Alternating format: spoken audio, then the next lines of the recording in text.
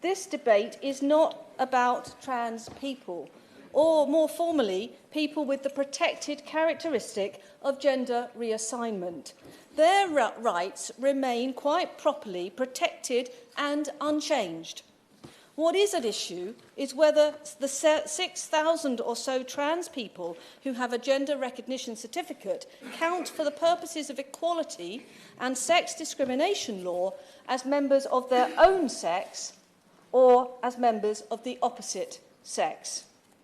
Clarifying the Equality Act as suggested would make it clear that having a gender recognition certificate does not give male people the right to compete in women's sports, or to undress or shower with women and girls, or to be employed in a job that involves intimate contact with women, such as the example so very well described by my honourable friend, the member for Northampton South, in hospitals or in women's prisons.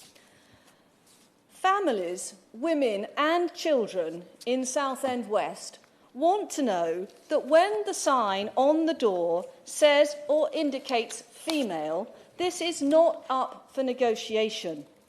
The only people who should be in that space are biological women. Biological males or trans women or non-binary people should quite simply not be in these spaces. Like the common law, legislation regarding equalities and sex discrimination has evolved over time, and of course it can be very complicated.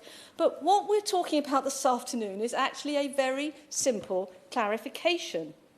All we're talking about this afternoon is that when we talk about sex discrimination in the Equalities Act, we are talking about biological sex, nothing more and nothing less. And we know that it's important that the law is clarified because we know there are exceptions throughout the Equality Act which allow for single-sex services, including, as we've talked about, specialist services like women's refuges, women's prisons, women's health services, but also everyday services like public toilets and showers, etc., at gyms. So, as well as making it clear that where the Equality Act refers to sex, this means biological sex, we must also be clear that the definition of a woman is someone who was born female, and the definition of a man is someone who was born male. Of course, people should be able to express themselves, but the simple fact is that someone who is born male, if they gain a gender recognition certificate, they are not the same as someone who was born female.